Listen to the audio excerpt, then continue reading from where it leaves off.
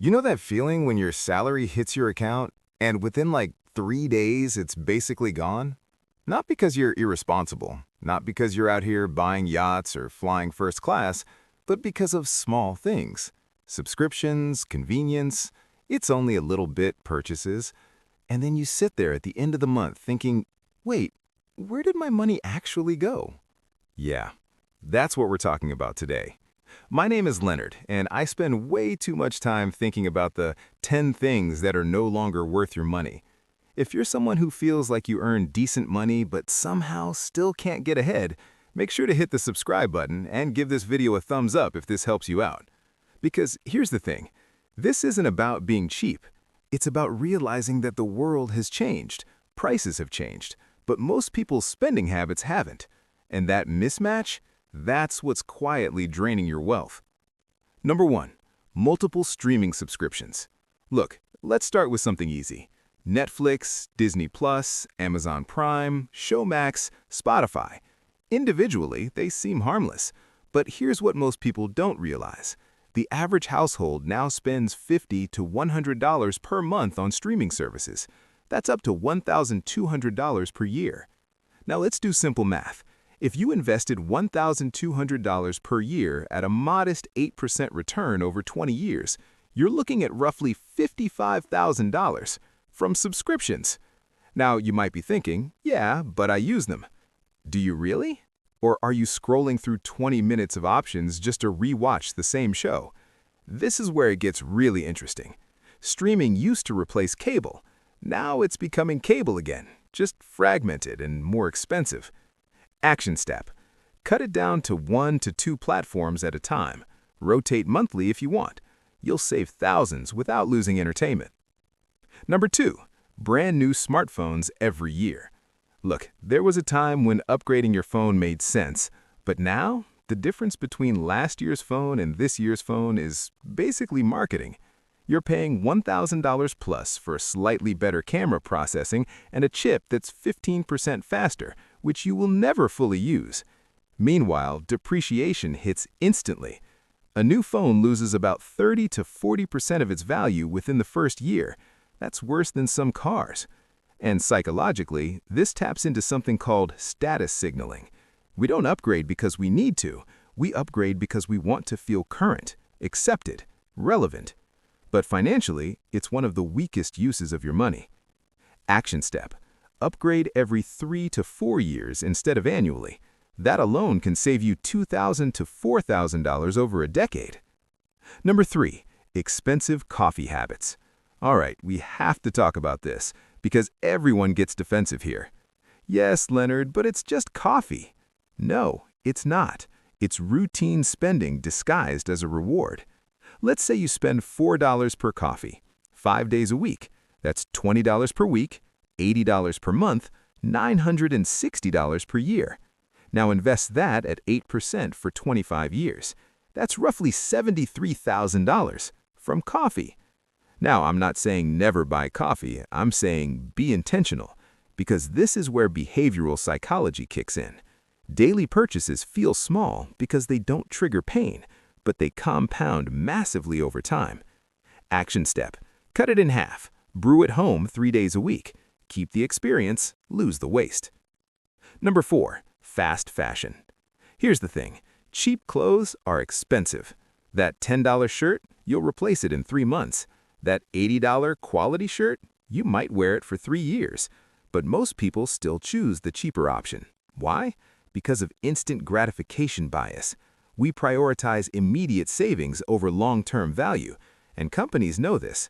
That's why fast fashion cycles are getting shorter and shorter. But here's what most people don't realize. They end up spending more over time constantly replacing low-quality items. Action step. Buy fewer, higher-quality pieces. Focus on durability and versatility.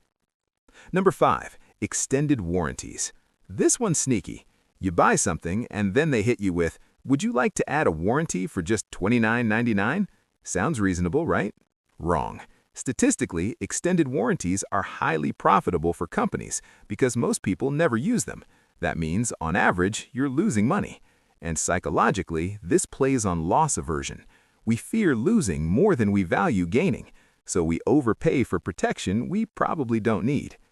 Action step: skip warranties on low to mid-priced items. Only consider them for high-cost, high-risk purchases. Number 6. New cars. This one might hurt a bit. A brand new car loses 20 to 30% of its value in the first year.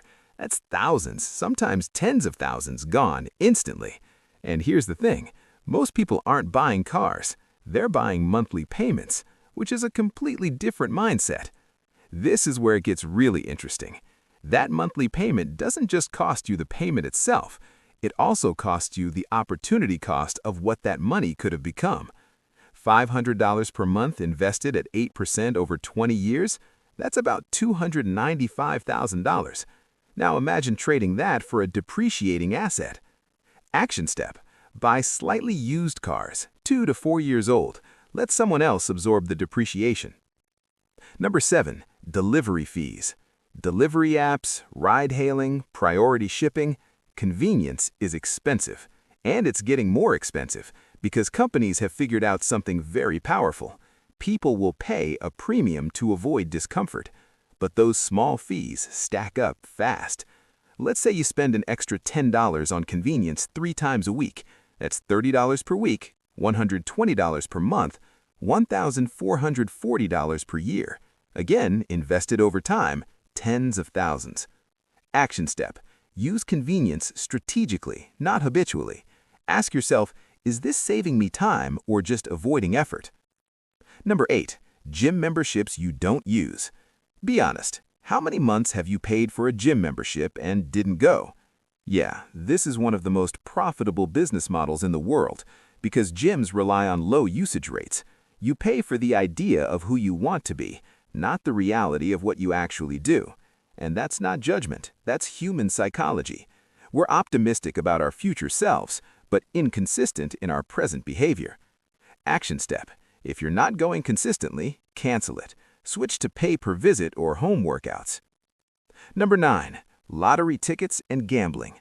Look, I get it. The idea of turning a small amount into a life-changing amount is incredibly appealing, but mathematically, it's one of the worst bets you can make. Lottery odds are often in tens of millions. You're more likely to be struck by lightning, multiple times. But here's what most people don't realize. It's not about logic, it's about hope, and companies monetize that hope. Action step: redirect that money into investments. Build wealth through probability, not luck. Number 10. Trends that don't last. This is the big one, because it's not just about money, it's about identity. Trendy items, whether it's clothes, gadgets, or even lifestyle choices, are designed to expire, because if they didn't, you wouldn't need the next thing. And this taps into social proof. We want to feel like we belong, but that comes at a cost, financially and mentally, because you're constantly chasing something that moves. Action step: focus on timeless value. Ask, will I still care about this in 2 years? Look, none of these things are bad. That's not the point. The point is awareness, because money isn't just about numbers. It's about behavior. And small, unconscious decisions repeated daily will either build your future or quietly destroy it. Here's what most people don't realize. You don't need a higher income to get ahead. You need better allocation, because the difference between someone who builds wealth and someone who stays stuck isn't how much they earn. It's how much they keep and how they use it. So here's what I want you to do. Pick just 2 things from this list. Not all 10, just 2.